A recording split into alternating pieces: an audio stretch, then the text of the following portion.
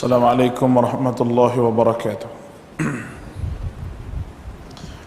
إن الحمد لله نحمده ونستعينه ونستهديه ونستغفره ونؤمن به ونتوكل عليه ونعوذ بالله من شرور أنفسنا ومن سيئات أعمالنا.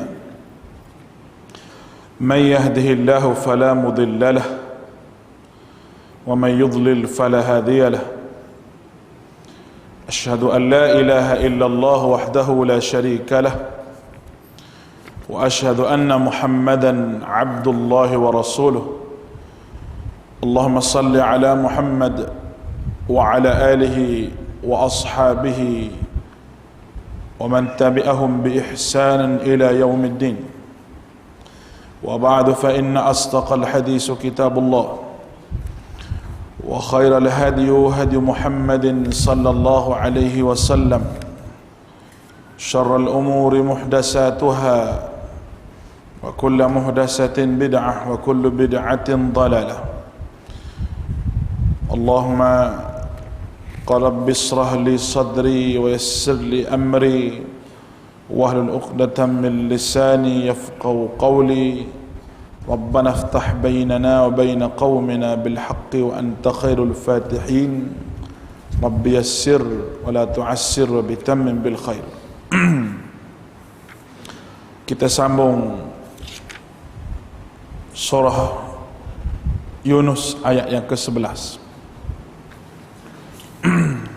ayat ke-12. A'udzubillahi minasyaitonir rajim. Ikutlah. A'udzubillahi minasyaitonir rajim. Wa idza massal insana durrun da'ana.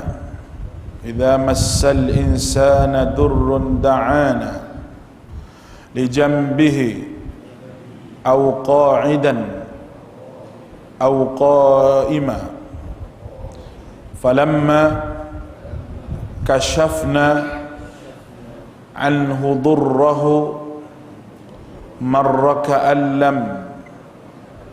lam yad'una ila durrin massah kadzalika zuyyina lil musrifina ma kanu ya'malun wa laqad أهلكنا القرون من قبلكم لما ظلموا وجاءتهم رسلهم بالبينات وما كانوا ليؤمنوا كذلك نجزي القوم المجرمين ثم جعلناكم خلائف في الأرض من بعدهم لننظر كيف تعملون. Baik. Setelah kita sebut mengenai dengan ayat yang ke-11 yang disebutkan oleh Allah Subhanahu wa taala berbentuk dalam istilah pengajian tafsir dipanggil zajrun. Ayat yang ke-11 tu dia panggil zajrun. Zajrun ni iaitu kita panggil herdikan. Ayat yang berbentuk herdikan, kutukan daripada Allah Subhanahu wa taala. Dengan Allah taala sebut walau yu'ajjilullahu sarra isti'jalahum bil khair. Maknanya dah sekiranya Allah menyegerakan kejahatan bagi manusia seperti mana mereka minta supaya mereka seperti mana permintaan mereka untuk mengerjakan kebaikan. Maknanya segala sekiranya Allah Subhanahu wa taala ni bersifat dengan gopoh, saya Allah taala tu kejahatan kepada mereka, Allah taala mampu habis mana ada ni tak tinggal seekor pun. Tetapi tidak begitu. Allah sesungguhnya Allah fanadharul ladzina la yarjuna, dan kami biarkan orang yang tidak berharap dengan ketentuan Allah Subhanahu Wa Taala untuk bertemu dengan kami, sentiasa bergelimang lakat dan sesak. Maknanya kalau aku nak mapuhmu ni manusia hak jahat ni, hak tak ada akidah ni, mengaku bahawa ada benda yang lain lagi lebih kuasa daripada Allah Ta'ala, maka mudah saja bagi aku. Tapi aku nak sesak kamu atas muka dunia ni dengan aku nak hina kamu atas muka dunia ni dengan aku menyesakkan kamu dan aku biarkan kamu lakukan sesak. Natijah akhir dia masuk neraka Allah. Baik. Itu ayat yang lepas. Ayat yang ke-12 ini juga berbentuk herdikan. Wa idza massal insana durrun da'a li janbihi aw qa'idan aw qa'iman. Baik. Allah Subhanahu wa taala sebut wa idza massal insan, dan apabila manusia ditimpa dengan musibah, ditimpa dengan bahaya, kemudian mereka berdoa kepada kami. Pandai nak berdoa pada Allah. Lah keadaan mereka duduk baring, duduk berdiri. Falamma kashafna anhu dhurrahu, tapi kata Allah, apabila aku hilangkan bahaya tersebut. Maknanya ketika mu susah pandai mu minta dengan aku. Baik. Kaitan dengan ayat yang lepas-lepas ni dalam surah Yunus ni, kita ambil sikit ayat nombor 1 sampai ayat nombor 12 ni tuan-tuan. Di dalam surah Yunus ini, dia punya maudhu' dia punya tajuk dia, iaitu menafikan adanya syafaat yang lain selain daripada Allah Ta'ala dan selain daripada Allah Subhanahu Wa Ta'ala beri kepada manusia yang terpilih, bagaimana Allah Ta'ala beri lesen kepada Nabi kita Muhammad sallallahu alaihi wasallam untuk beri pertolongan yang kita panggil syafaat di hari akhirat, tetapi dengan izin Allah, dengan izin Allah. Sebagaimana ayat yang pernah kita baca sebelum daripada ni, kalau tuan-tuan ingat, ayat yang pernah kita baca sebelum daripada ni, iaitu kepunyaan Allah segala syafaat atas muka dunia ni. Dah kita sebut ma min syafi'in. Kalau kita boleh tengok ayat nombor 3, ayat nombor 3, kita ulang kaji ayat nombor 3 tu. Kalau boleh tengok ayat yang ketiga ni, ayat ketiga ni lah berupa maudhu' kepada surah Yunus ini, tajuk pada surah Yunus ini. Dia punya tajuk pada surah Yunus ini, maudhu' dia iaitu ma min syafi'in illa min ba'di idni. Boleh buka ayat nombor 3 tu. Iaitu tidak ada, kata Allah Ta'ala, sebab seorang pun akan dapat beri syafaat kecuali dengan izin Allah. Kalau kita baca ayat ni, membenarkan lagi kenyataan kita bahawa haram dan syirik kita minta selain daripada Allah Subhanahu Wa Ta'ala.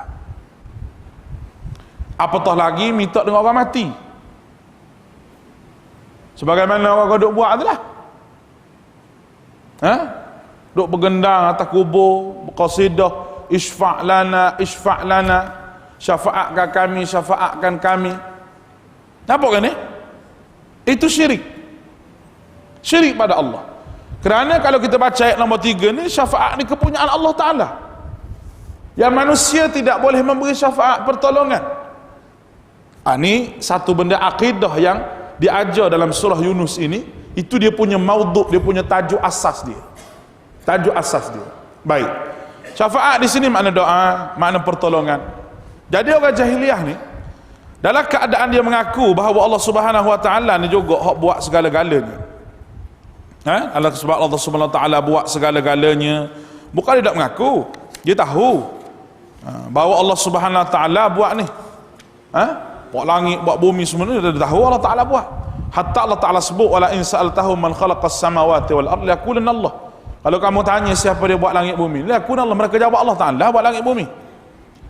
Tapi Allah Ta'ala tanya, kenapa mu minta selain daripada Allah? Mu adakah berhala-berhala yang lain selain daripada Allah Subhanahu Wa Ta'ala? Berhala tu, berhala ni, kamu seru kerana bukan kerana nama Allah Subhanahu Wa Ta'ala, kamu seru dia tu sebagai wasilah kepada Tuhan kamu. Kita panggil tawassul. Tawassul dengan benda yang diharamkan oleh agama, termasuk tawassul dengan kubur. Sebagaimana amal apa-apa sufi yang ekstrim ni lah. Apa sufi yang ekstrim ni. Ni bulan Muharram ni boleh pergi ziarah ni. Di Yaman, tempat nama Hadral Maut. Ni kalau saya sebut ni, orang kata saya Wahabi pula. Wahabi lantak mula aku nak sebut juga. Nak marah nombor 2. Bagaimana berlaku di Yaman? Kita tengok dengan mata kepala kita sendiri, tuan-tuan. Ziarah Hud dibuat. Ziarah Hud. Ziarah kubur. Kononnya kubur Nabi Hud ada di atas bukit tu. Bila kita tanya adakah itu sebenar kubur Nabi Hud, dia jawab tak. Kita pun tak tahu, tapi hak kita tahu Tok Syekh kita bermimpi. Jadi mimpi dijadikan sebagai hujah. Sebab tu anak sebut Tok Syekh ni kuat tidur juga. Sebab mimpi banyak. Nampak ni? Ada dia mimpi bahawa ini merupakan kubur Nabi, dia ke ziarah ramai-ramai. Buat upacara tertentu, mandi di sungai. Ya boleh kita tengok dalam YouTube, boleh kita tengok dalam video. Bukan itu saja, kita tengok dalam mata kepala kita sendiri. Apa yang berlaku? Ini orang panggil syirik dalam salah faham dalam syafaat Allah Subhanahu wa taala. Benda ni adalah benda yang merupakan dilarang oleh baginda Nabi Muhammad sallallahu alaihi wasallam berdasar kepada ayat. Baik. Ayat nombor 12 ni rentetan daripada ayat yang lepas-lepas. Bila mu susah mu pandai minta tolong Allah Taala. Maknanya kenapa mu dak seru nama-nama hak tu? Hak mu rasa dia tu sebagai Tuhan kamu. Kamu serulah. Nama-nama hak boleh menolong kamu ni, sama nama berhala ke nama siapa ke, yang kamu rasa kamu boleh tolong. Dia boleh tolong kamu? Tidak. Kamu minta juga Allah Subhanahu wa taala yang menolong. Baik, Allah Taala kata kerana aku ni Tuhan kamu. Aku ni pentadbir dan aku ni memberi, maka aku bagilah apa yang kamu nak. Dengan sebab kamu minta doa dengan aku dan kamu minta pertolongan aku. Tetapi kata Allah Subhanahu wa taala, falamma kashafna anhu durrahu marra ka'an lam yad'una ila durrin massah. Apabila aku bagi kepada kamu apa yang kamu nak, seolah-olah kamu ni tidak pernah timpa masalah sikit pun. Mu kembali kufur pada aku, kembali sembah berhala, kembali percaya pada syafaat tertentu, perkara yang karut-marut tidak ada kena mengena dalam agama. Kadzalika zuyyina lil musrifina ma kanu ya'malun. Kata Allah, begitulah orang-orang yang melampaui batas, ia memandang baik apa yang selalu mereka kerjakan. Allahu akbar. Ini cukup bahaya. Cukup bahaya. Maknanya apa? Orang yang beribadah dan percaya bahawa syafaat-syafaat yang lain boleh menolong dia kecuali Allah Subhanahu wa taala, orang ini dia merasa elok amalan dia, hidup dalam keadaan sesat dan Allah Taala sesatkan dia. Manusia ni tuan-tuan dirahmati oleh Allah, apabila dia merasakan bahawa pekerjaan dia buat tu sebagai satu ibadah, sebagai satu ibadah bagi dia. Bila satu ibadah, maknanya perkara itu ada kaitan dengan agama. Nampak keadaan ni? Bila ada kaitan dengan agama, lalu dia pun buat, marilah benda-benda yang berbentuk keagamaan yang kononnya dapat klaim pahala daripada Allah Subhanahu wa taala, sedangkan benda tu benda yang syirik yang terkeluar daripada ajaran Nabi sallallahu alaihi wasallam. Ya Rabbi ya salam. Baik. Comel bekah biru. Nah. Bismillah.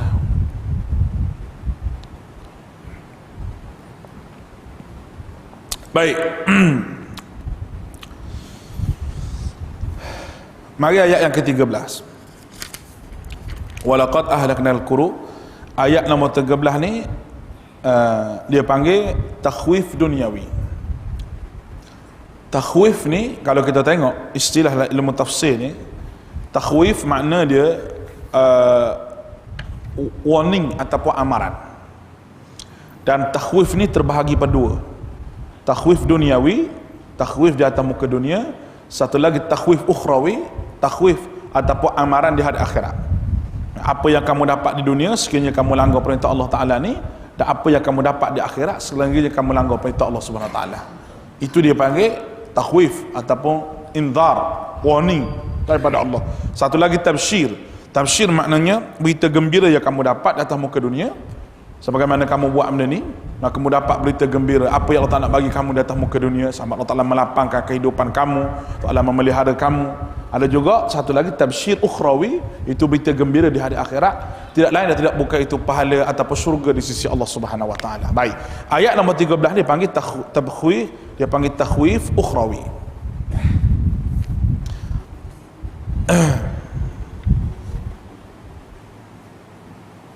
Dia panggil takhwif duniawi. Baik. Firman Allah, walaqad ahlaknal quruna min qablikum lamma zalamu wa ja'atuhum rusuluhum bil bayyinat wa kanu liyu'minu kadzalika najzil qaumal mujrimin. Walaqad wa dan laqad dia panggil tauqid bertahqiq, perkataan penguat. Laqad makna demi sesungguhnya, kita terjemah. Dan demi sesungguhnya kami telah membinasakan umat sebelum daripada kamu ketika mereka berbuat kezaliman. Walaqad ahlaknal quruna min qabl lamma zalamu wa ja'atuhum rusuluhum bil, padahal rasul-rasul tadi utuslah kepada mereka membawa kebenaran. Maknanya murid lawan Nabi Muhammad sallallahu alaihi wasallam ni puak jahiliah. Mungkin ingat baik puak musyrikin Mekah. Mungkin ingat bahawa kamu lawan Nabi Muhammad sallallahu alaihi wasallam ini ada dah orang yang macammu dulu. Lawan Nabi dia setelah Allah Taala kirimkan Nabi kepada umat tersebut. Allah Taala cerita banyaklah Nabi-Nabi bersama dengan umat dia ni. Nabi SAW pun sendiri sebut kepada kita, yub'atsun nabi wa ma'ahur rajul, yub'atsun nabi wa ma'ahur rajulani, yub'atsun nabi wa laysa ma'ahu, yub'atsun nabi wa ma'ahur rajul. Bangkit seorang nabi, seorang rasul. Bangkit seorang rasul, esok seorang pengikut. Ada orang lain, seorang tu je yang berkenan dengan ajaran dia. Yub'atsun nabi wa ma'ahur rajulani. Bangkit seorang nabi, dua orang pengikut dia. Yub'atsun nabi wa laysa ma'ahu. Bangkit seorang nabi, tidak ada orang mengikut dia, kecuali dia seorang saja.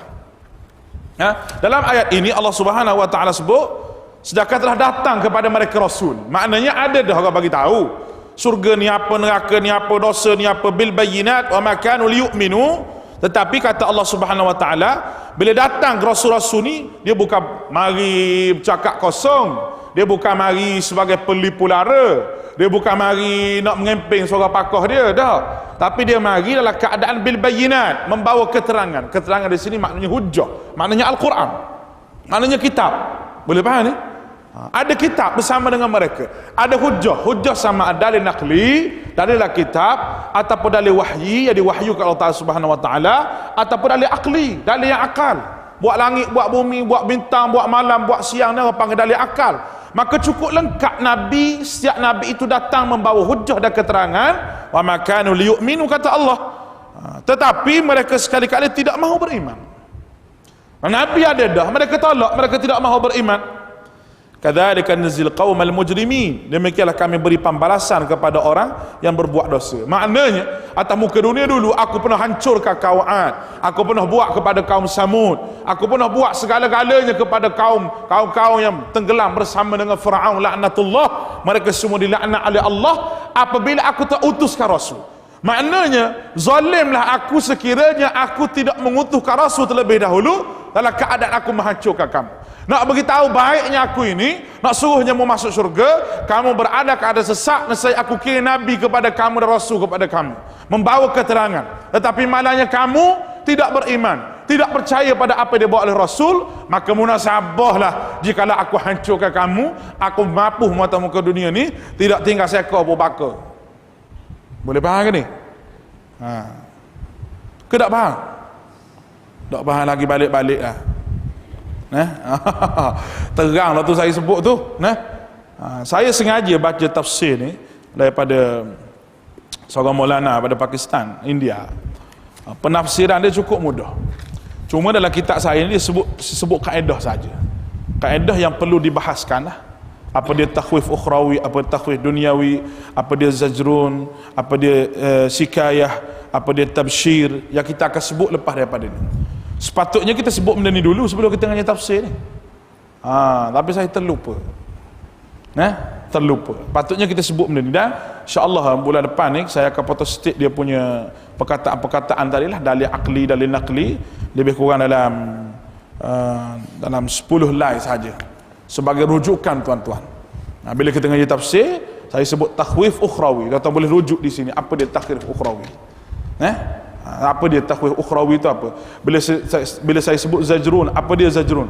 Bila saya sebut apa dia tabsyir, apa dia tabsyir? Mudah untuk kita faham. Kalau kita nak mengaji satu-satu pula, kena mula daripada awal balik. Jadi kalau kita baca tafsir ni, pendapat ni boleh kita baca pendapat kalau ayat itu mempunyai 2-3 pendapat. Kita boleh baca. Tapi kalau ayat tu pendapat yang terlalu banyak, saya rasa kita tafsirkan begitu saja supaya mudah kita capai apa di matlamat Allah Ta'ala menurunkan ayat Quran ini. Baik. Summa ja'alna, ayat nombor 14. Ayat nombor 14 ni dia panggil nombor 14, nombor 15 ni, summa ja'alnakum khalaifa fil ard, kemudian kami jadikan pengganti kepada mereka atas muka bumi sesudah mereka, supaya kami perlihatkan bagaimana kamu berbuat, liyanzuru kaifa ta'lamun, macam mana mu nak buat pula lepas pada ni. Aku mampu pula ke dah kafir tu ada dah. Summa, kemudian aku ganti pula khalifah yang lain atas muka dunia. Dalam keadaan asal manusia ni beriman kepada Allah, dan mula-mula manusia jadi sembah berhala zaman Nabi Nuh lah. Zaman Nabi Nuh mati habis zaman Nabi Nuh, tak ada seorang hamba hidup kecuali hak beriman di atas kapal, duduk atas kapal. Hak lain, Rabbi la tazar alal ardi minal kafirin dayyara, ya Allah jangan tinggal seekor pun bakal hak kafir atas muka dunia ni memapu habis. Itu kata Nabi Nuh. Maaflah saya guna bahasa kasar sikit tu. Orang Kelantan ni mudah nak faham. Kalau ada orang Kelantan sini, kalau saya cakap Kelantan tafsir ni, dia mudah sangat nak faham. Oleh kerana ni tuan-tuan ni makan kari banyak, jadi saya makan budu. Nak bercakap selain tuan-tuan tu payah sikit, sebab lidah saya ni cicuh budu lama dah.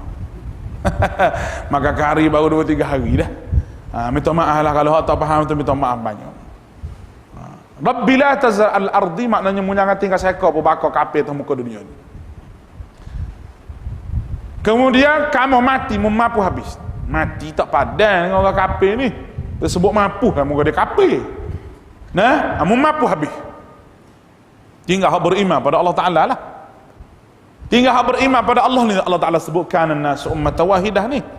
Asalnya kita umat yang satu, mari di situlah.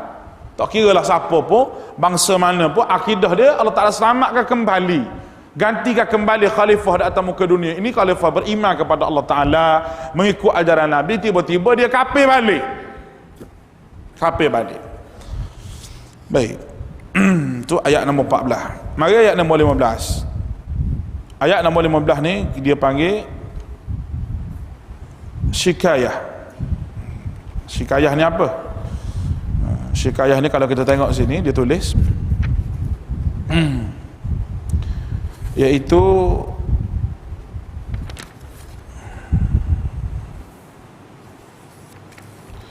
satu soal jawab. Syikayah ni orang panggil rungutan. Rungutan. Syikayah ataupun syakwa dia panggil. Rungutan. Rungutan ni macam mana? Ayat-ayat ini merupakan rungutan Allah Subhanahu Wa Taala mengenai dengan kedegilan pihak yang lawan Nabi. Allah Ta'ala mengungut dalam Quran. Banyak ayat Quran ni berbentuk syikayah ni banyak. Syikayah ni kalau kita tengok dalam Al-Quran begitu banyak Allah Ta'ala mengungut kepada kaum pada kaum yang hari ini mengenai dengan apa yang dibuat oleh kaum yang terdahulu. Baik, mari ayat nombor 15. وَإِذَا تُسْلَى عَلَيْهِمْ آيَاتُنَا بَيِّنَاتٍ قَالَ الَّذِينَ لَا يَرْجُونَ لِقَاءَنَا نَأْتِ بِقُرْآنٍ غَيْرِ هَذَا أَوْ بَدِّلْ قُلْ مَا يَكُونُ لِي أَنْ أُبَدِّلَهُ مِنْ تِلْقَاءِ نَفْسِي إن أتبع إلا ما يوحى إلي إني أخاف إن عصيت ربي عذاب يوم عظيم قل لو شاء الله. Baik, ni Allah panggil rungutan Allah Ta'ala. Apa kata Allah? Dan apabila dibacakan kepada mereka ayat-ayat kami dengan nyata. Wa idza tusla alaihim ayat, maknanya apabila dibacakan ayat di sini dengan makna Allah panggil kekuasaan Allah Ta'ala kepada mereka. Apabila ditunjukkan kepada mereka hujah dan bukti dan keterangan. Baik. Bayinat juga keterangan. Tunjuk kepada mereka ayat-ayat kami, kebesaran kami, kudrat kami, hebatnya kami. Bil bayinat, ayatuna bayyinatin, dengan nyata. Orang-orang yang tidak mengharapkan, qala, berkata siapa?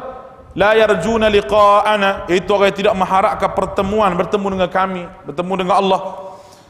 Disebut apa? Ana'ti bi Qur'an ghairi hadza aw baddil. Ni benda hadis sebut. Dia kata buat mai Quran lain, atau ganti dengan dia. Ganti dia maknanya buat mari hak lain, ataupun ganti perintah Allah Ta'ala ni. Hak orang panggil, orang sini panggil apa orang Kelantan kata hak belagu angin dengan aku. Gitu. Belagu angin tahu ke? Payuh nak kecek orang Penang ni. Nah, maknanya kalau kita seorang ni, kita baik dengan dia, Allah habis harta. Habis harta, makna kita ni belagu angin sungguh dengan dia ni. Belagu angin makna skru nombor 12, nak pun nombor 12. Assalamualaikum. Hadap belakang ini maknanya skru nombor 5, nak nombor 13. Hadap jadi. Dia jadi longgar. Ataupun skru besar, nak kecil dah jadi juga. Hak ini sama padan. Sama padan. Wak mari Quran hak lain, hak sesuai dengan kami. Sesuai dengan kami nak. Ya, Al-Quran ini tak boleh main sesuai dengan diri kita. Dia kena sesuai dengan apa yang Allah Ta'ala nak. Sebab muka bumi ni hak Allah. Punya tolong nyempuk musyrikin ni, dia kata ma yakunu li qala ya lajuna liqa ana ati bi Quran ghairi hadha aw baddil. Baik.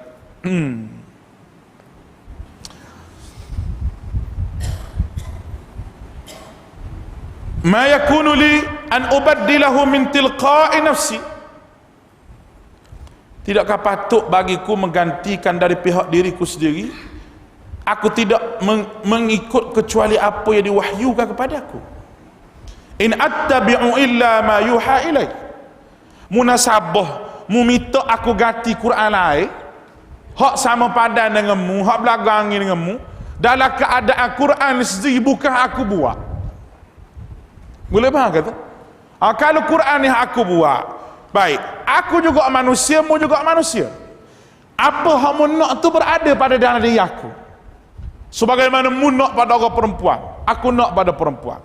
Sebagaimana mu nak pada makanan, aku nak pada makanan. Sebagaimana mu nak pada kehidupan dunia, aku juga nak kehidupan dunia. Sebagaimana apa yang mu nak ni, aku juga hendak mendetu. Baik, kalau Al-Quran ni aku senang. Mu manusia, aku manusia. Kita pakai tulis Quran ni. Dan apa hak belagu angin dengan kita, apa hak sama padan dengan kita pakai turut. Boleh faham ke ni? Baik. Masalah sekarang ni dia kata ma yakunu li an ubaddilu min tilqa'i nafsi in attabi'u illa ma yuha ilai. Quran ni bukan aku. In attabi'u, aku hanya disuruh ikut saja apa yang diwahyukan Allah Ta'ala. Maknanya Allah Ta'ala ni ya buat Quran, dia turun kepada aku, mu nak setuju ke tak mau setuju, kita kena ikut kerana Allah Ta'ala empunya Tuhan ini, muka bumi ni. Boleh nampak ke tak tu ayat dia tu? Allah latih aku. Ketinggi sangat saya tafsir ni. Tak. Boleh faham dah tu. Oh, munasabah lah, kita kata munasabah. Contoh macam rumah kita lah. Rumah kita tidak ada orang yang boleh komen rumah kita nak buat macam mana. Kita bagi tahu pada arkitek, kita kata, cik, rumah saya ni saya nak buat, mula-mula masuk jumpa tandas selalu. Masuk pintu besar tu, masuk tandas dulu. Takut-takut ada orang nak kecil ke apa ke mari rumah saya ni. Lepas tandas tu baru ruang tamu. Kita kata kau buat rumah lah tu, ikut aku, rumah aku, nama aku, geran aku. Nampak ni? Tak ada orang boleh komen lah. Tetapi kalau kita boleh rumah daripada PPRT. Nampak ke ni? Datuk Seri bagi. Kita pula nak buat rumah. Kita kata Datuk Seri tambah rumah gini ni kecil sangat ni, kita nak buat besar sikit. Atak pula biru, aku mana suka biru, aku nak hijau. Datuk Seri kata tak boleh, ini peruntukan saya, dah hak saya, mu kena ikut aku. Allah Ta'ala ni gitu. Baik, kalau Quran ni aku pun setuju minum agak ni.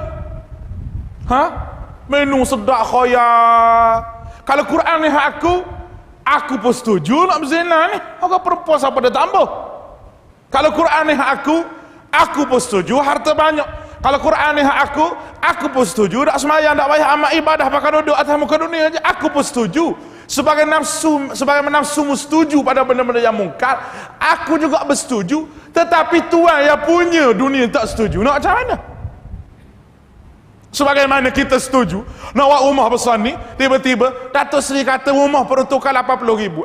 Kita nak buat rumah macam orang 100,000, mana boleh? Sebab peruntukan tu mari pada Putrajaya. Boleh faham kata? Kau tak faham lagi? Contoh jelas lah tu. Ni baik. Jadi aku diperintah supaya ikut saja, ikut aja. Nak macam mana suruh ikut? Sebab dia bukan hak aku. Macam kita mari rumah orang lah. Mari mama, ustaz kena duduk sini je. Nak kita pergi rumah orang macam rumah kita. Gila masuk ke dapur buka saji, menatan ni mari buat apa mah aku lagu ni. Dah aku suruh mu duduk situ sudahlah. Duduk situ apa aku ambil lah highway kamu.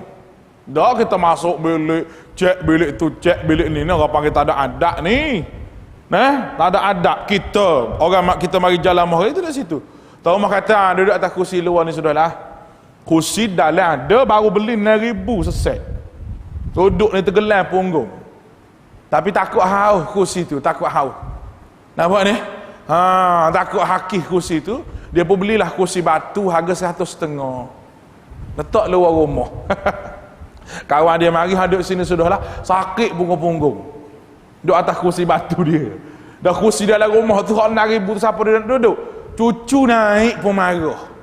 Dah siapa dia nak duduk? Hak lagu ni, kalau dia mampu esok, ikat kursi-kursi tu masuklah kubur sekali ke dia.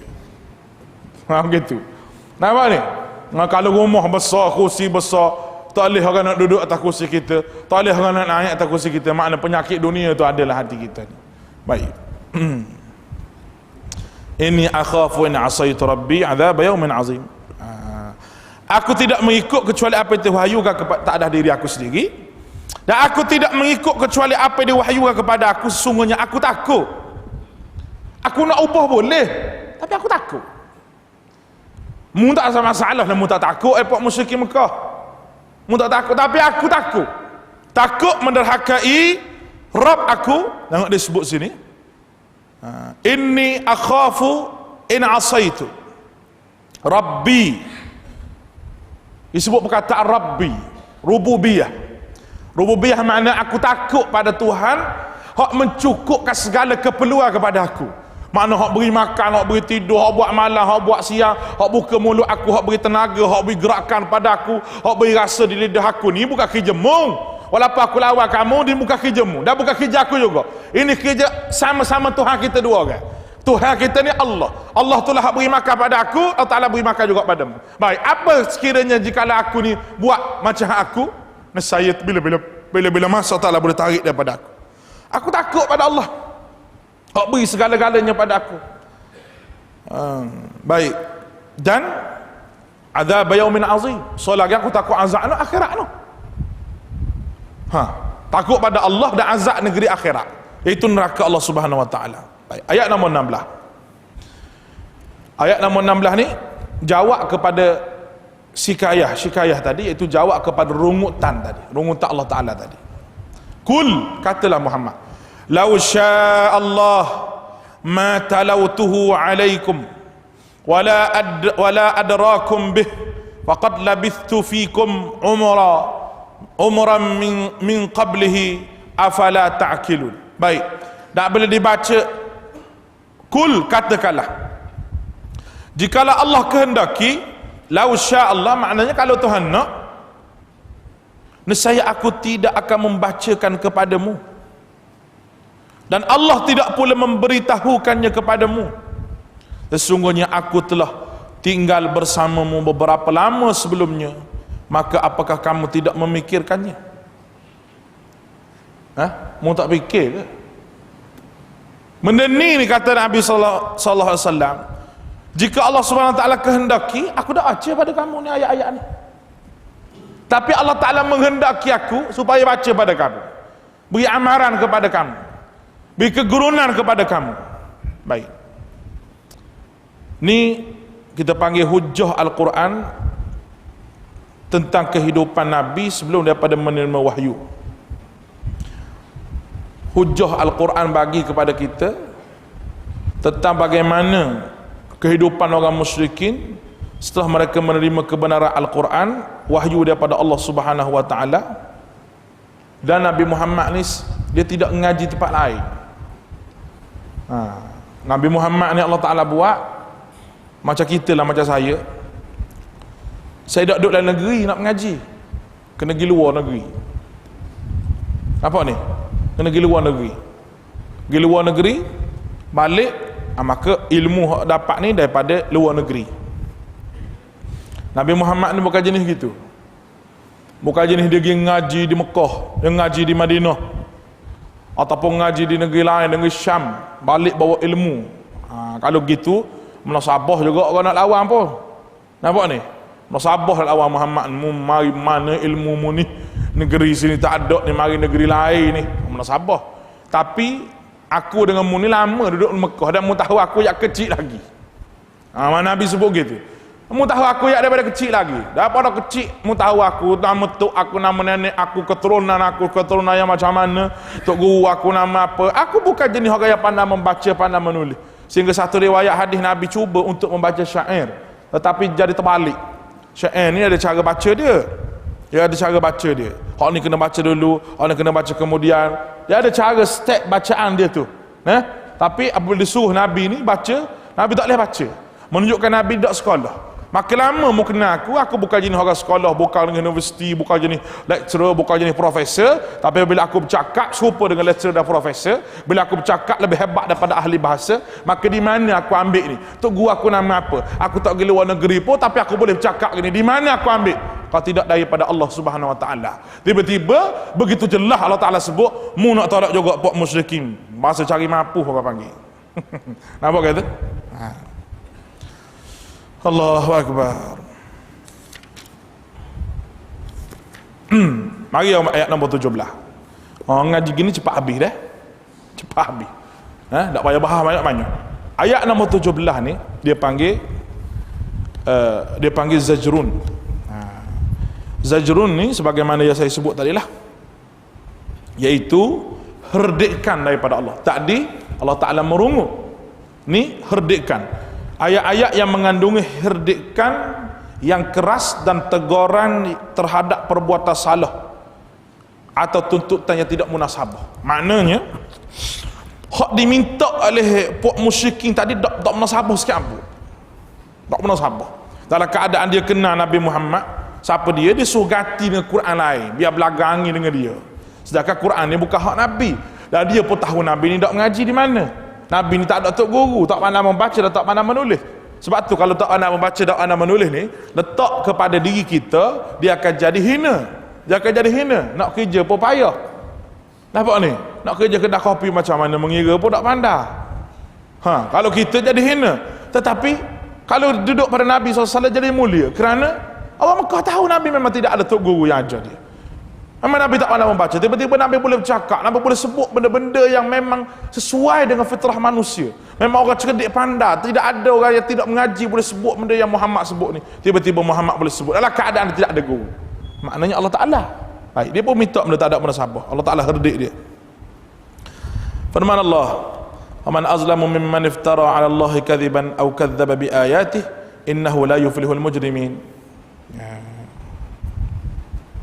Faman, maka siapakah, kata Allah, siapakah yang lebih zalim daripada orang yang zalim selain daripada orang yang mengadakan kedustaan terhadap Allah atau mendustakan ayat-ayatnya?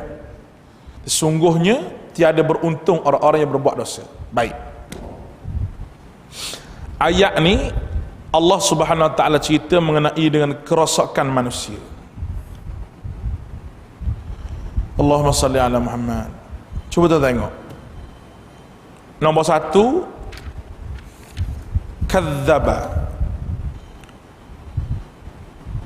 berdusta di atas nama Allah. Ni berdusta di atas nama Allah. Satu. Yang kedua, menolak ayat Allah. Dua. Kena faham ni. Apa makna berdusta di atas nama Allah?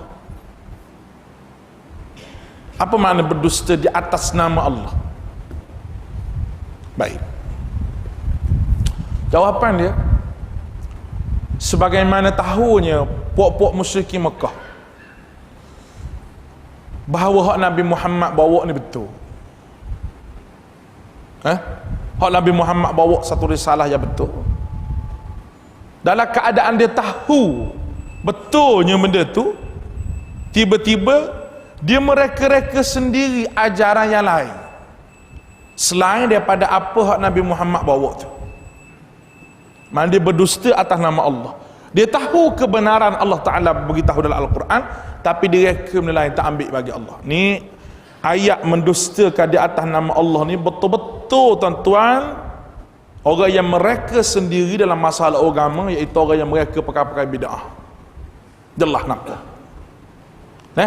dalam ayat ni bahawa dia tahu benda betul. Dia tahu Nabi ajar begini, bukan Nabi ajar begini, tapi dia buat juga hak barang Nabi tak ajar. Sebab apa? Sebab apa? Sebab nak jaga perut. Mungkin sebab semangkuk gula kambing. Mungkin sebab satu pinggan nasi minyak. Mungkin sebab tu. Ada mereka dalam keadaan Nabi telah ajar benda yang baik pada kita, kita pergi buat benda lain yang Nabi tak ajar.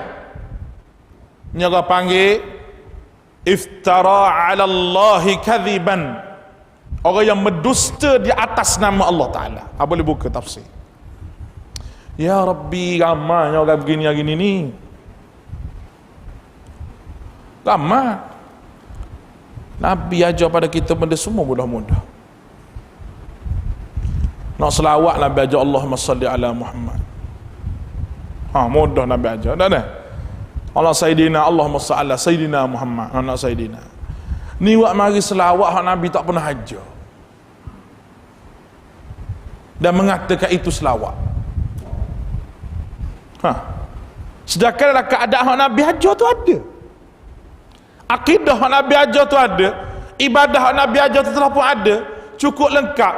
Dia wak mari tok syekh ni ajar dalam mimpi, tok guru ni ajar, hak ni hak tok kenali, hak ni hak tok seleha, macam-macam tok dalam muka dunia ni.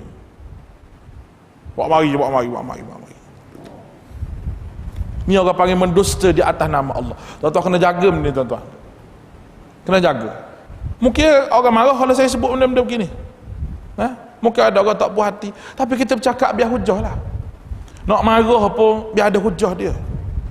Nak beritahu hujah yang benar ni bukan satu benda yang mudah. Sebagaimana zaman Nabi SAW nak beritahu akidah yang betul di dalam keadaan musyrikin Mekah duduk dalam kepercayaan mereka turun-temurun nenek moyang mereka begitu. Bukan senang nak beritahu pada orang Melayu ni benda hak betul. Kalau keadaan orang Melayu duduk dengan adat yang penuh bercampur dengan masyarakat Hindu, tak senang ke?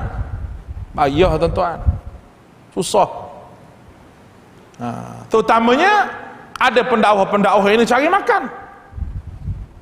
Susah juga cari makan. Dia sebut tu dengan keadaan dia cari makan. Contohnya bab semayang, kita kata semayang ni, kalau kita semayang, lepas-lepas tu kita bertaubat dengan Allah. Kalau kita nak qada, dia dah sebut gitu. Dia kata, tuan-tuan yang mana ada mak bapak tuan-tuan yang tertinggal semayang, bolehlah bayar pada pihak kami untuk kami mengqadakan semayang ibu bapa tuan-tuan. Pernah dengar ke tak? Kalau ada ustaz gini, ambil batang mikrofon ni lepuk atas muka dia syuting. Tidak adalah manusia paling jahat atas muka dunia ni kecuali orang agama yang mendustakan agama semata-mata nak cari makan, nak kekal hidup atas muka dunia. Manusia paling jahat atas muka dunia, tuan-tuan. Kerana dengan fatwa dia lah, dengan apa yang disebut lah, menjadi sesak habis seluruh orang. Kalau tuan-tuan ustaz sebut, ustaz yang pakai serban 7 lapis, ustaz yang pakai jubah, Mari berjangguk pula. Tengok orang apa jarang-jarang tunduk. Astagfirullah, astagfirullah. Bercakap hak agama agak-agak mana lebih tuan percaya daripada duk tepi ni seorang, dak pakai apa, piyah, dak pakai apa pun, pakai seluar jeans, pakai baju kemeja biasa. Tapi hak tu bercakap Quran, hak tu bercakap hujah, hak ni bercakap macam pelipu lara. Orang Melayu dia lebih terima hak bercakap berdasar kepada pakaian serban jubah tadi, dia lebih terima tu. Sebab dia nilai mata zahir mata dia tidak nilai dengan mata hati, dia tidak nilai dengan hujah yang dikeluarkan oleh para duat, para pendakwah. Kalau pendakwah ni masuk surga belaka tuan-tuan, tidak ada hadis Nabi doa Nabi sebut pendakwah ila abwaab jahannam, dia dakwah orang ke neraka jahannam. Sebab tu saya cukup pesan pada tuan-tuan, siapa je ustaz, siapa je pendakwah, apa pun title dia, nombor satu dia bercakap mesti hujah, mesti dalil. Tidak dinamakan hujah kalau dia kata hanya ulama ni sebut. Contohnya ni sebut ni, ulama ni sebut. Ulama ni ambil di mana? Kena sebut ambil di mana? Kalau kita kata ulama ni sebut berdasar kepada hadis Nabi, dia huraikan hadis Nabi, tu lain. Tu lain. Ni ni Tok Syekh saya dulu. Tok Syekh saya ni seorang yang ada karamah waliullah. Wali saja. Tok Syekh mu tu tipu mudah. Mu kena tipu pula 2 kali bodoh. Lepas tu mu tipu orang kampung pula.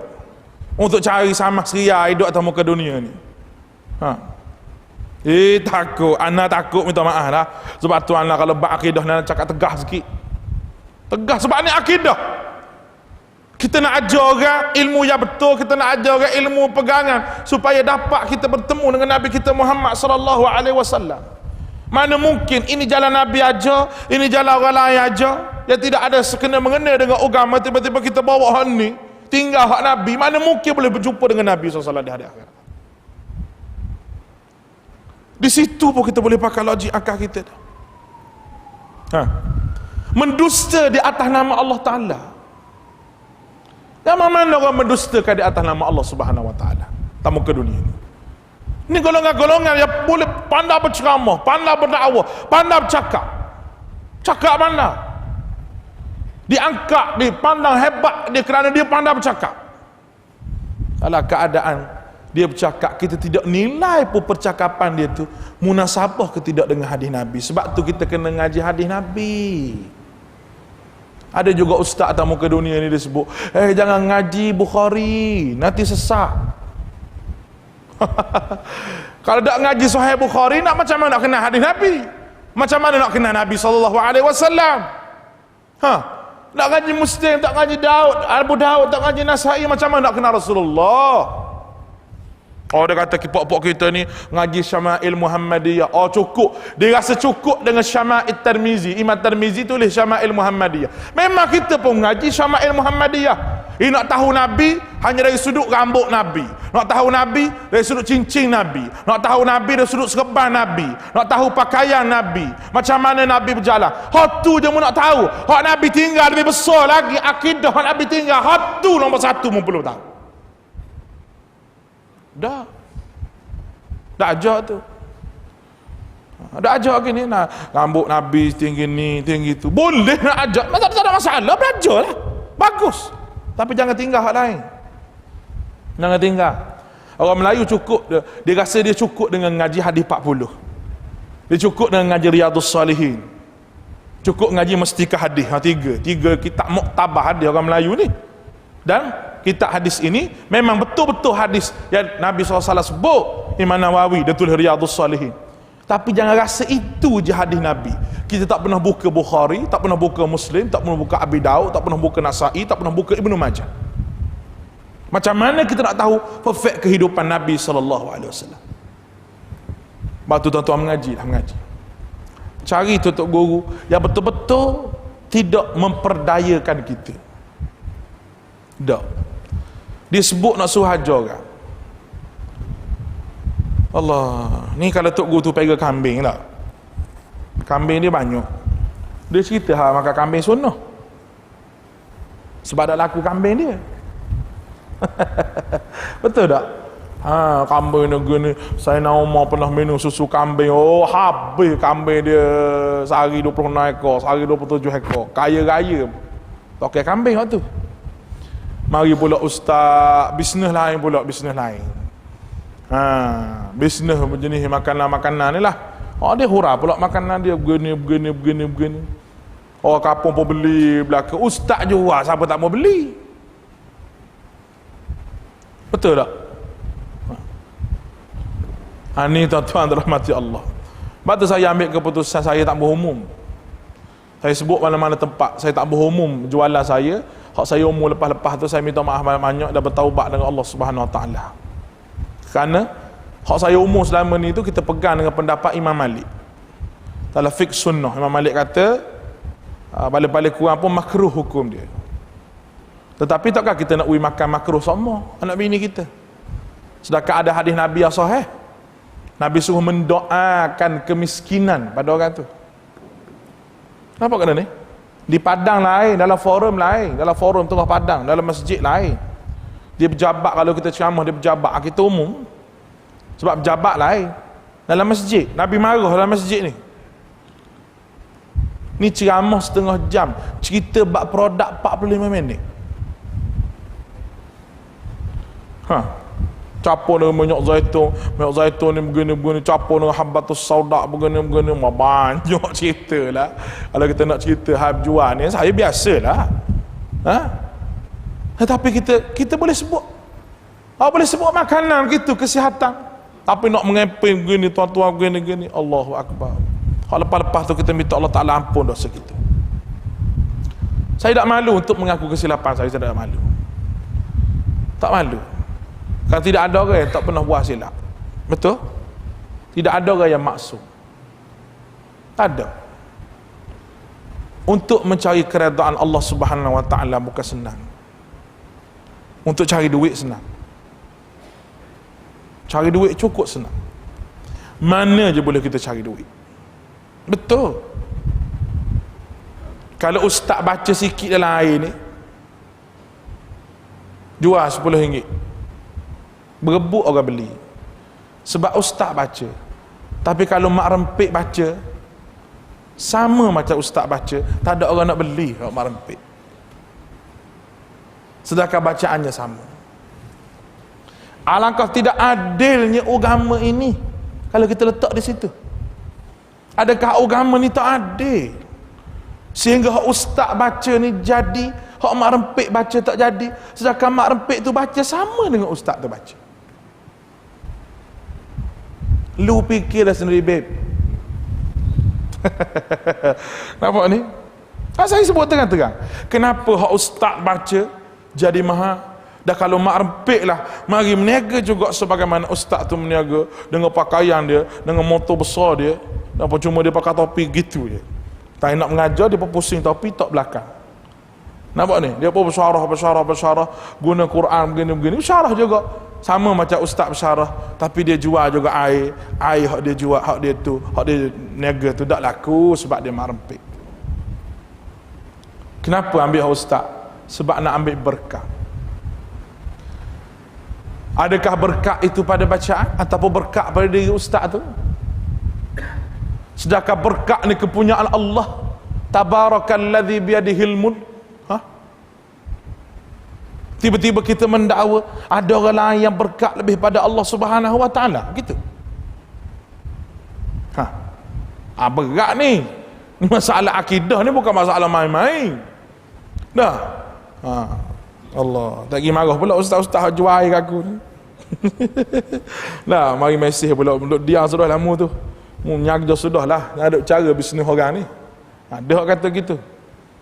Nah, kita hanya memperingatkan sahaja. Jangan sampai Allah Subhanahu Wa Taala murka kepada kita. Tuan-tuan, saya pernah jual benda ni, tuan-tuan. Pernah jual. Bukan tak pernah jual. Pernah jual. Saya mengaji sunnah dulu. Budak-budak lagi mengaji sunnah. Tapi kita nampak duit duduk depan mata kita. Muda lagi. Laku, tuan-tuan. Selori habis. Tapi duit dia tahu apa ke mana. Tak tahu apa ke mana. Saya duduk seorang-seorang fikir, ya Allah hinanya. Aku ngaji benda ni kerja aku, Masya Allah hina. Saya berhenti terus. Berhenti habis. Modal saya rasa bersalahnya saya. Hak mana dapat utuh orang kita makan, derma kat orang. Belanja orang makan, ambil, tambah. Sebab tak tenang, hiduplah keadaan gitu tak tenang. Walaupun duit banyak. Sebab termasuklah mendustakan di atas nama Allah Subhanahu wa taala. Betul, kaya.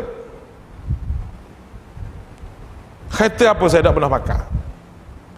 BMW saya pernah pakai. Estima pernah pakai. Semua kereta-kereta saya pernah pakai ni tak lekat di tangan saya. Kecuali Hilux buruk ni satu je. Kadang-kadang mampus tengah jalan. Kadang-kadang tayar habis haus. Hak ni kita beli dengan duit gitu, tak ada masalah. Kata apa? BMW apa lah pakai. Pecah enjin atas Bukit Gerik, berasap. Bagi-bagi habis 8,000 jual. Estima jual. Nak duit. Boleh hidup, boleh Allah Ta'ala bagi. Wallahi Tuhan bagi. Tapi hati tak tenang. Jiwa kacau dia panggil. Hati tak tenang. Dia tak jadi tuan-tuan. Duit banyak hati tak tenang ni. Tidak boleh beli ketenangan di kedai walaupun harga 10 sen. Tak ada jual kedai. Taklah kata makcik, saya nak ketenangan mari RM2. Hak buku tu RM3. Makcik tu pun tanya berapa ringgit sekilo. Kita tanya makcik tu, ketenangan ni mahal sikit hak ni RM6 sekilo. Nak makan sini sepinggan, hak lebih lagi nak buku hak balik. Tak boleh beli ketenangan. Tidak ada ketenangan kecuali apabila orang tu mencari redha Allah Subhanahu wa taala. Ini saya cerita pasal diri saya, ni bukan diri orang lain.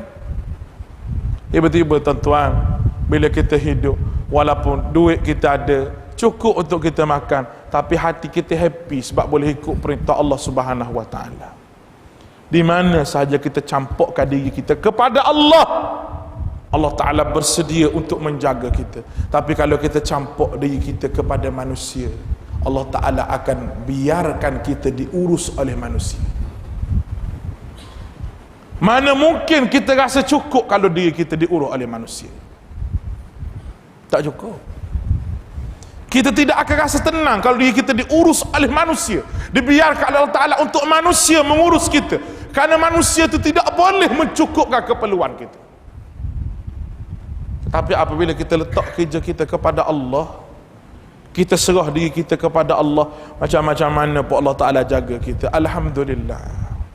Boleh makan juga. Merak tak turun sikit je. Nampak ni? Boleh makan, boleh pakai kereta, boleh hidup, anak-anak tak lapar, boleh tanggung mak bapak, walaupun kita tidak mencari pendustaan di atas nama Allah Subhanahu wa taala. Wa qul tastaghfiru rabbakum innahu kana ghaffara yursilis samaa'a 'alaikum midrara.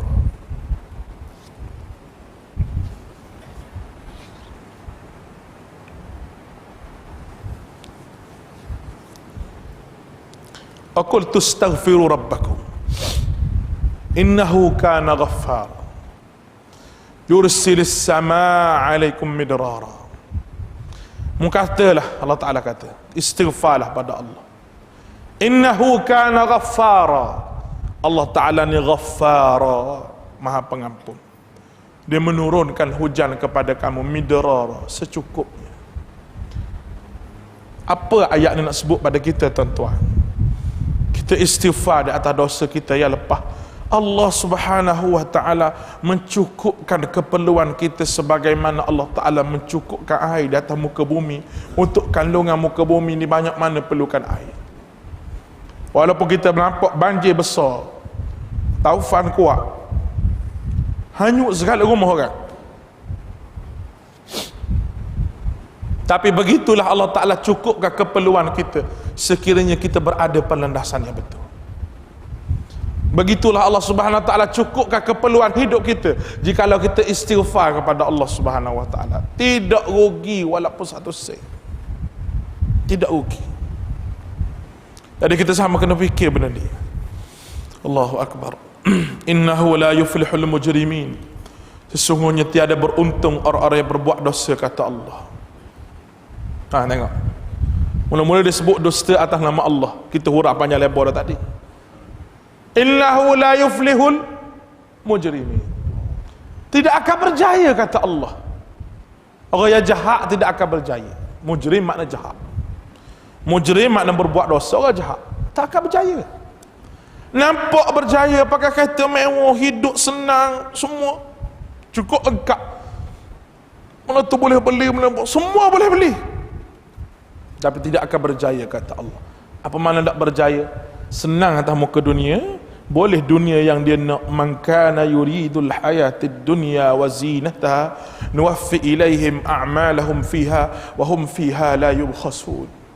Ulaika alladhina laysa lahum fil akhirati illa an-nar wa habita ma sana'u fiha wa batilum ma kanu ya'malun. Man kana yuridul hayatid dunya, kata Allah. Mana-mana orang nak kepada kehidupan dunia, wazinataha, dan kesenangan di muka dunia. Apa kata Allah?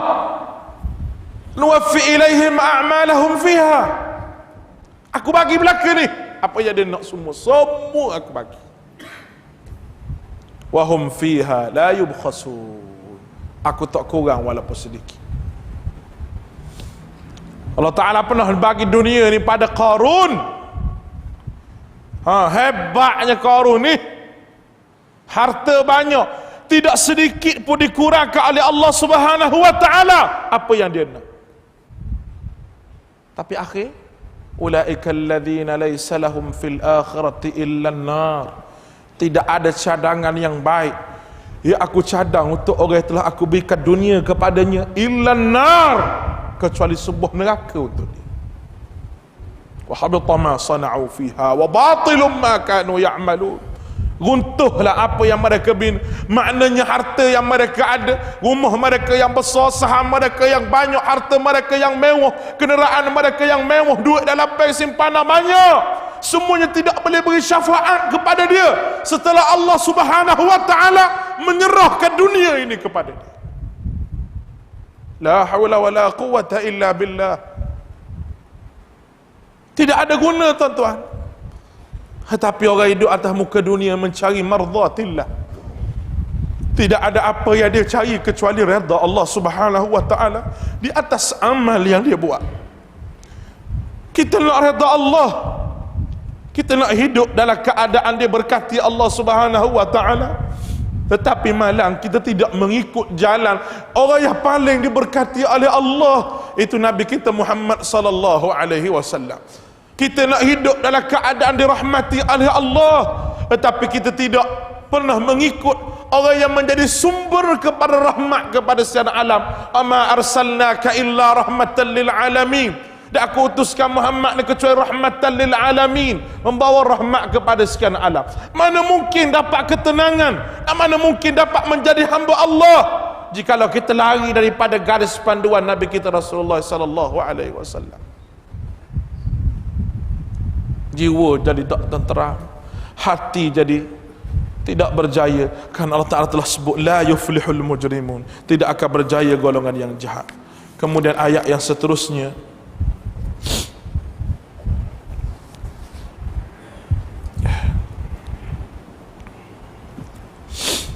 dalil akli yang ketiga. Ayat nombor 18 ni dalil akli yang ketiga. Baik. Ayat nombor 17 dulu. Nombor 18. Ini dalil akli yang ketiga. Dalil akli makna dalil akal. Wa ya'buduna min dunillah ma la yadurruhum wa la yanfa'uhum wa yaquluna haula'i syufa'auna 'inda Allah. Qul atunabbi'una Allah bima la ya'lamu fis samawati wala fil ard subhanahu wa ta'ala amma yusyrikun. Baik. Kemudian Allah Subhanahu wa taala sebut kepada kita tuan-tuan, ayat yang ke-18 ini, wa ya'buduna, dan mereka menyembah yang lain selain daripada Allah. Mereka tahu Allah Taala ni beri segala-gala, tapi mereka sembah, mereka cari jalan lain selain daripada Allah. Suatu yang tidak dapat mendatangkan mudarat kepada mereka dan tidak dapat mendatangkan manfaat pada mereka. Baik. Min dunillah, wa ya'buduna min dunillah ma la yadurruhum wa la yanfa'uhum. Mereka menjadi hamba selain daripada Allah dan mereka memperhambakan diri kepada benda yang la yadurruhum.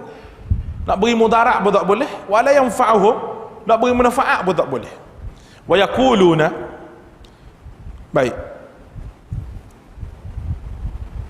tidak dapat mendatangkan mudarat, dan mereka pula berkata, mereka yakni yang kami sembah itu ialah pemberi syafaat kepada kami di sisi Allah. Katakanlah Muhammad, adakah kamu hendak memberitahu kepada Allah akan apa, yakni ruh-ruh yang telah mati, yang tidak mengetahui ada yang ada di langit dan ada di bumi? Maha suci Allah dan maha tertinggi keadaannya dari apa yang mereka sekutukan. Baik, makna di sini tuan-tuan, maksud menyembah ni, ya'budu ni, ada beberapa maksud. Yang pertama, melakukan seruan tertentu pada berhala ataupun pada benda-benda yang lain, ibadah-ibadah yang tertentu, seru jin, seru ruh-ruh yang telah mati, karamah para wali-wali yang mati-mati dah, kita seru balik, tujuan untuk mendapat berkat, ataupun kita sujud, pergi sujud terus di situ. Padahal lepas-lepas sama ada berhala ke, sama ada kubur-kubur tok-tok wali ke, ataupun pergi ke tempat tertentu untuk mendapat satu manfaat yang besar ataupun menolak mudarat yang besar. Sebagaimana saya sebut tadi lah, orang ke ziarah kubur Hud tu, Yaman tu, untuk mendapat apa ke ziarah sana, untuk dapat apa? Dia duk pegang ziarah kubur ni merupakan salah satu sunnah Nabi. Ya, tapi Nabi sebut tu zakira bil mauta, untuk ingat mati. Bukan adakah hari tertentu? Kenapa perlu bulan Muharram, perlu ziarah ke sana? Kenapa ada hari tertentu dia panggil hari Hud? Kenapa sambut hari Haul? Hari Haul makna hari kematian para wali-wali kamu, para tok syekh kamu, tok habib kamu. Kenapa sambut juga? Dalam keadaan mereka tidak boleh syafaat. Dan kenapa kamu berdoa sebut nama dia? Dengan berkat Syekh Abdul Qadir Jailani, dengan berkat Habib, dengan berkat Habib, sedangkan beliau telah mati. Mana kamu menyeru nama dia dalam keadaan kamu tidak tahu sama ada dia tu mendapat rahmat ataupun mendapat azab. Kena faham ni lah. Kena faham ni, kena faham. Banyak mana ni hak sambut hari haul dia panggil hari haul. Apa dia hari haul pak aku pun tak tahu. Nah, tapi kita tahunya hari memperingati sama ada kematian ataupun hari birthday. Happy birthday to you Abdul Qadir Jailani, contoh gitu. Tidak salah, Abdul Qadir Jailani tak salah. Dia seorang yang berakidah dengan akidah salafus salih, akidah betul, tapi hak mengagungkan dia. Dan golongan ini kalau di Pakistan dipanggil Barelwi, golongan Barelwi. Mana tok guru dia, mana je kubur hak molek-molek sikit. Bagaimana dia diharam oleh Jakim tarekat Naqsyabandiyah ni, Syekh Nazim Haqiqani ni hak mari ni. Hak berselawat lah TV tu, janggut panjang pakai serba hijau tu. Hak tu lambat jumpa kubur sikit mesti jadi sembahan. Bawa anak-anak murid pergi kubur, seru nama Syekh hak mati dah, berdoa dengan doa yang terang, ya Allah, dengan berkat Syekh ni, dengan adanya Syekh ni, dengan berkat dia, mari di mana berkat Syekh mu tak tahu pun dia mati kena azab pun kena rahmat. Kalau kamu mendakwa, kamu tahu, bermakna kamu tahu benda yang gaib. Bila kamu tahu benda yang gaib, mana mu ni sama dengan Tuhan? Adakah anak murid mu nak mengaku bahawa mu ni Tuhan, ataupun mengangkat diri kamu sebagai Tuhan? Oh, ni dia dikasyafkan. Oh, masalah kasyaf ni tuan-tuan, betul ada kasyaf. Orang zaman dulu dikasyafkan oleh Allah Ta'ala kerana tunjuk kehebatan Allah. Makin orang tu dikasyafkan oleh Allah, makin percaya orang, makin kuat orang kepada agama, makin kuat orang kepada Allah Ta'ala. Sebagaimana Sayyidina Umar dikasyafkan oleh Allah Ta'ala, boleh nampak orang yang berperang di Rom. Kenapa Allah Ta'ala buat gitu? Kerana zaman tu sahabat Nabi akidah dia kuat, tak bergonjang. Zaman sekarang tok syekh mana pun kata dia dikasyafkan, tentu orang akan siung tangan tok syekh dia, gini satu, gitu satu. Betul ke tak? Sebab sama-sama akidah yang tidak kuat. Anda faham? Dan ini merupakan jarum Syiah. Ini Syiah punya kerja ni. Kenapa Syiah begitu agung kepada Imam Ali? Sayyidina Ali radhiyallahu anhu lebih pada sahabat yang lain. Tak salah nak agung Sayyidina Ali, kita pun agung Sayyidina Ali, tapi kita tidak mengkafirkan Utsman, kita tidak mengkafirkan Umar radhiyallahu anhu, kita tidak mengkafirkan Abu Bakar, kita tidak mengkafirkan Aisyah radhiyallahu anha. Tapi dia Ali je betul.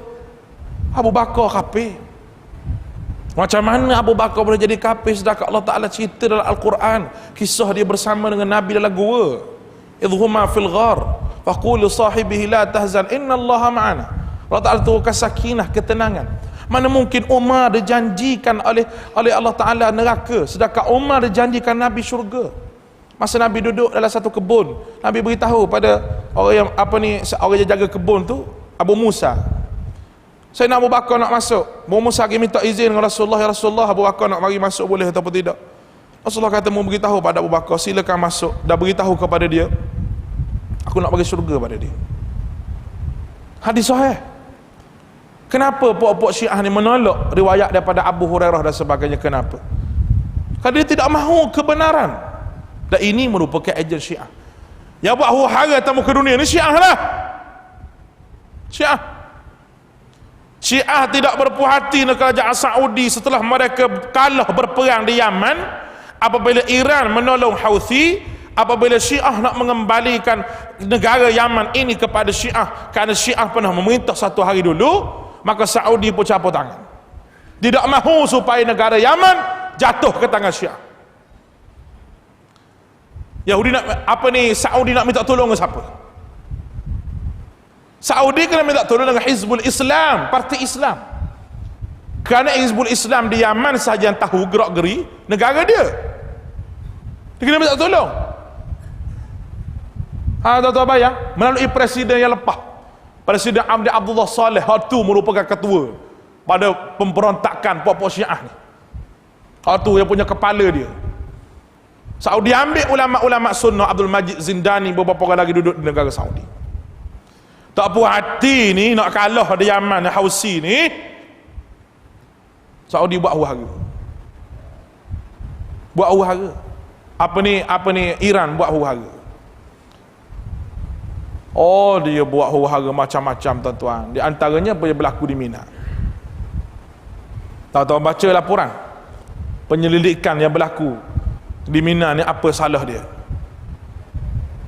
Setiap lorong dibahagi benua, ni benua Asia, ni benua Afrika. Lorong nak pergi ke Jamrah tu 1, 2, 3, 4 lorong, 4 tingkat banyak kan, kita tengok tu. Setiap lorong tu dibahagi benua dia.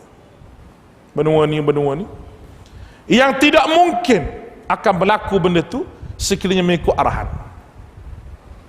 Tiba-tiba mari Iran, lalu jalan sahala sengaja merempuh untuk buat satu pasukan berani mati, nak tunjuk bahawa Saudi memang tak pandai nak jaga orang mari haji, sedangkan Saudi ni puluh-puluh tahun dia jaga orang mari haji ni.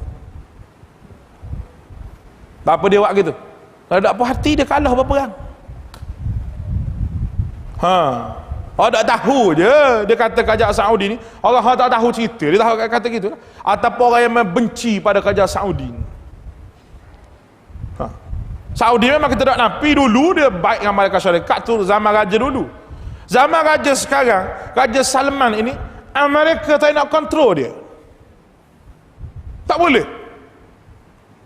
nak kontrol. Sekarang ulama-ulama di Saudi mengisytiharkan jihad memerangi Bashar apabila Rusia menolong kerajaan Bashar, kerajaan Bashar Assad la'natullah alaih, Syiah. Ya, Saudi kata kita kena tolong. Ulama Saudi berfatwa bahawa jihad zaman sekarang, kalau nak mati syahid, ayo keluar berjihad ke Syria melawan Bashar. Siapa yang tolong Bashar? Rusia. Siapa yang tolong Bashar? Iran. Saudi pun marah. Tak dengar Amerika Syarikat kata apa. Amerika Syarikat apa upahlah budak-budak dia yang bernama Syiah. Sebagaimana dia pernah mengupah Syiah untuk menggulingkan Saddam Hussein di Iraq. Memang kita tak nafis ada Hussein seorang yang liberal, sosialis. Ada juga benda yang dia buat salah. Orang yang nak lawan kerajaan tak kira siapa, dia bunuh ataupun dia usir negeri. Ramai ulama-ulama dalam buangan duduk luar negeri kerana kezaliman dia. Semua Allah Ta'ala ampun dosa dia, tapi dia ahli sunnah. Dia sunnah. Dan dia cukup benci pada ulama-ulama Syiah. Ulama Syiah ni nak bumi Iraq kerana bumi Iraq ni tanah suci dia. Lebih suci daripada Masjid Haram, lebih suci daripada Al-Aqsa. Bagi akidah orang Syiah itu tanah Karbala. Maka berpakatlah ni laknatullah Syiah ni dengan Amerika laknatullah. Siapa yang menjadi pemimpin selepas daripada kejatuhan Saddam Hussein kalau tidak Syiah?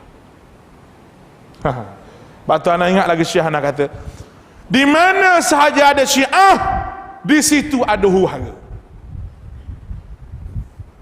Mana je ada Syiah, situ ada huru-hara. Betul. Dr. Qurayyim Rajih daripada Suria mari baru ni, seorang ulama Al-Quran, dia sebut, kamu di Malaysia jangan biar setapak pun Syiah berada negara kamu. Setapak pun jangan. Karena sesungguhnya Syiah inilah yang akan menyembelih kamu.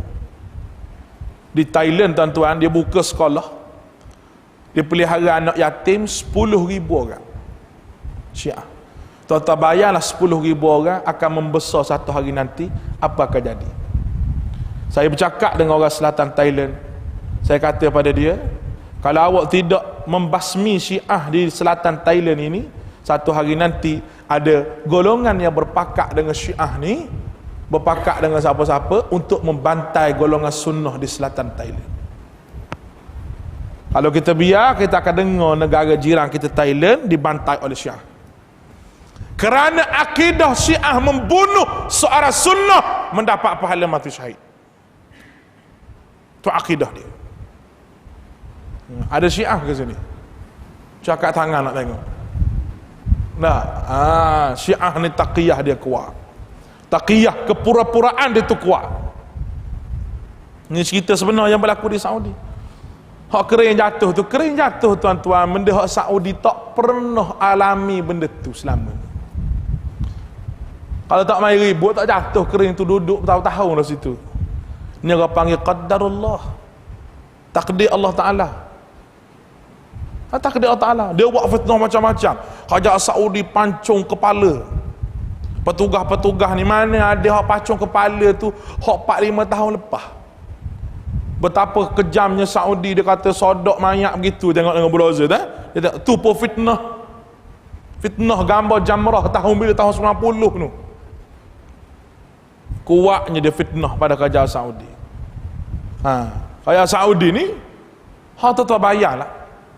Orang ngaji Saudi dok ke Afrika, dok ke Malaysia apa, ngaji free, percuma. Kena ada duit banyak duit wakaf dia.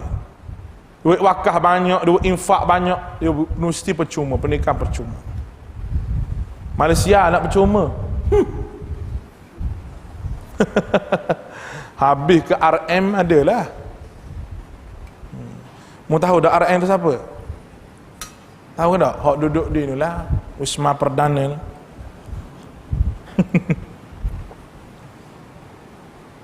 Semua kena bayar. Lebih setengah-setengah ustaz tu dia tak puas hati nak kata bahawa Saudi ini Wahabi. Asal Saudi sikit Wahabi, asal Wahabi sikit Saudi. Saya nak tegaskan Malaysia, Saudi tidak ada kena mengena dengan Wahabi. Wahabi ini bukan satu mazhab, dia hanya satu firqah yang keluar idea dia. Apa tugas dia? Dia nak basmi penyembahan kubur. Bagaimana Muhammad bin Abdul Wahab di zaman dia, Syiah berlambak dalam Mekah tu, dia halau ulama Syiah keluar daripada Mekah. Ulama Syiah itulah yang menulis kembali risalah, menulis kembali kitab untuk menentang Muhammad bin Abdul Wahab. Kemudian kitab yang mengutuk Muhammad Abdul Wahab sampai dulu ke Malaysia, nak banding dengan kitab yang memuji Muhammad Abdul Wahab. Sebab tu Malaysia amat berlaku Wahabi. Wahabi ni larang orang baca kunut. Bila Wahabi larang baca kunut? Bila? Wahabi tak wirid lepas semayang. Macam-macam tuduhan. Dia tak pandai nak beza benda hak Nabi buat dengan hak Nabi tak buat, benda hak khilaf dengan khilaf muktabar dan khilaf hak tidak muktabar. Tak pandai beza, jadi susah. Jadi semua Wahabi, Saudi sebiji ni semua Wahabi belaka. Sehingga ada orang yang lantang sangat menghina orang ni, sehingga mereka kata tak sah semayang dengan Imam Masjidil Haram sebab dia Wahabi. Kalau gitu semayang di hotel. Orang semayang di Masjidil Haram, dia semayang di Masjidut Taqwa, Masjid Fondok At-Taqwa. Pondok tu kan, hotel tu orang panggil fondok dah. Ada surau dalam tu musallam, dia panggil At-Taqwa. Dia semayang situ, bapak dia serupa dengan Syiah lah akidah tu, serupa. Tu Masjidil Haram. Saya di Langkawi je. Ada ustaz seorang Langkawi kata, orang yang semayang belakang Ustaz Khairul tu kena semayang balik qada semayang tu, kerana tak sah. Sebab kita Wahabi. Di mana dia tahu aku Wahabi? Aku pun tak tahu. Aku pun tak tahu melata apa Wahabi. Kita pun tak tahu apa dia Wahabi ni. Kalau nak kunut, tambah kunut, tu orang panggil khilaf.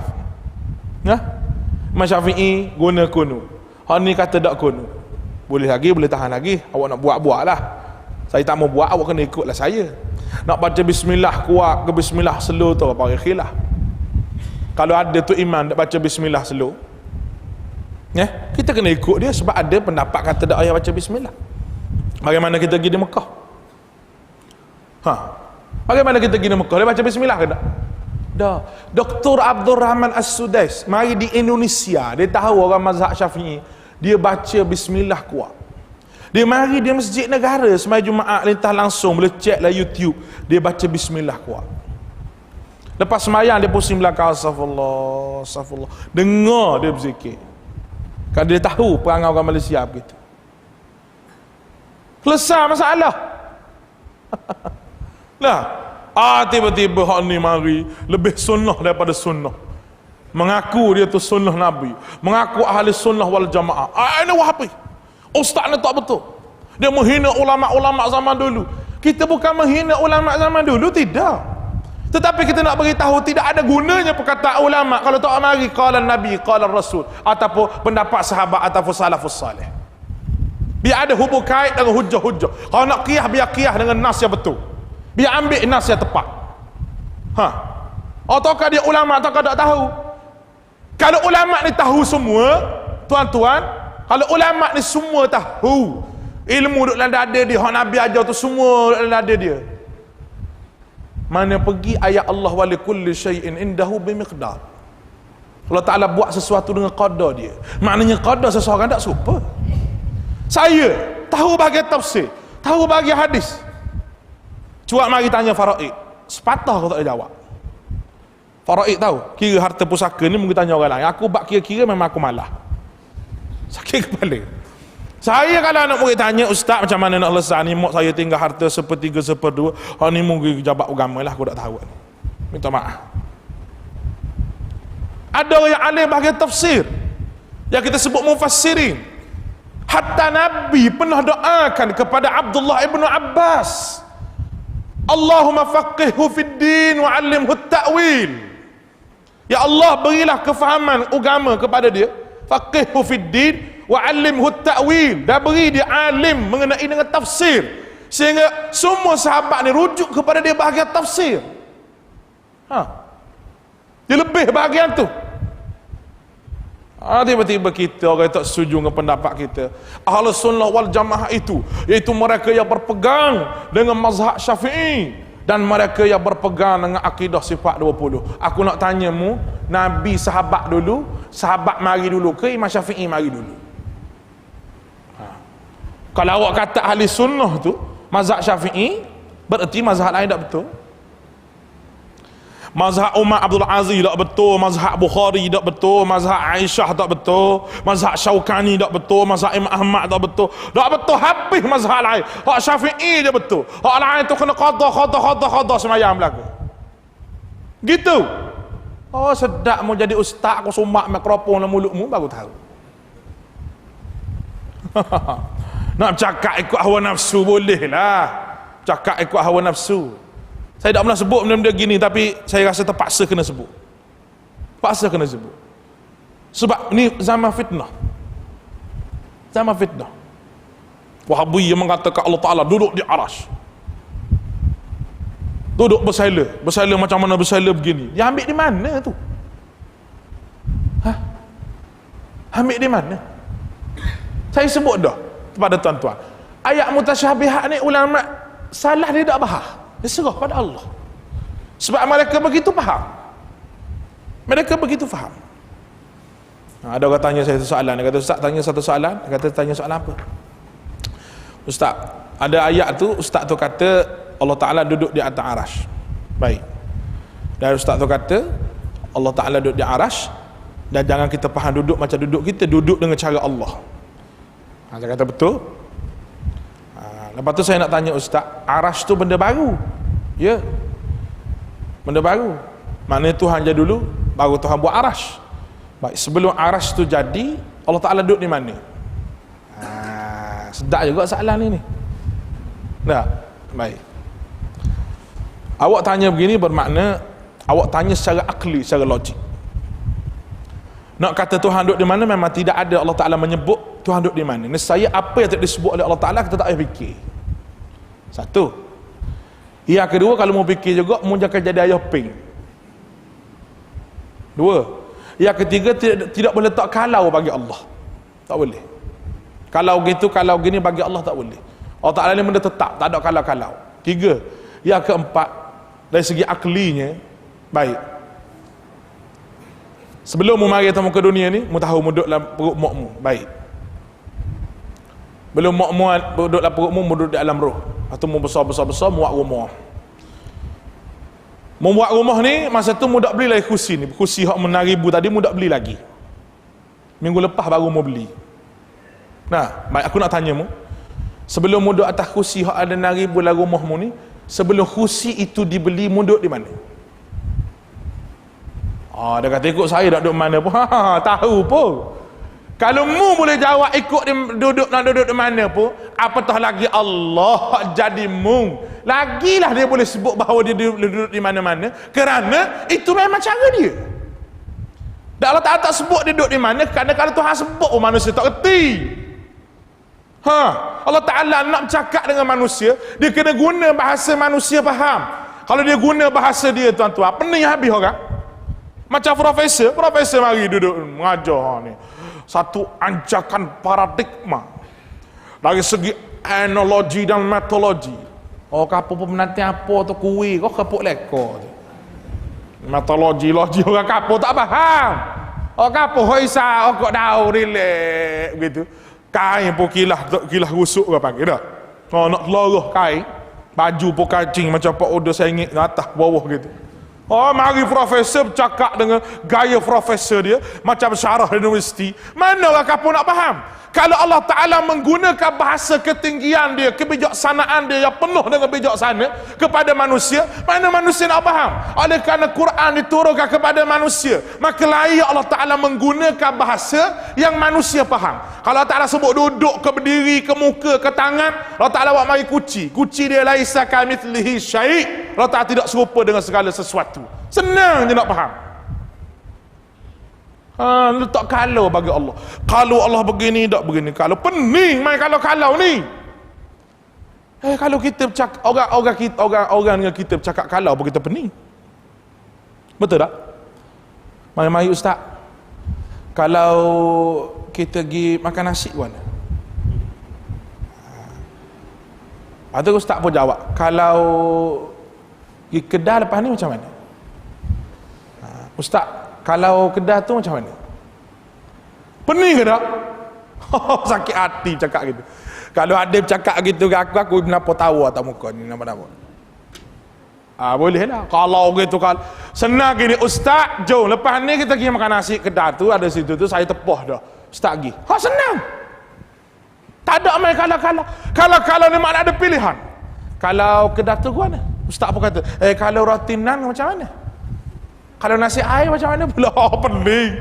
Nak selesai sampai pagi nak lapar gitu. Ini akidah tuan-tuan. Wallahu a'lam.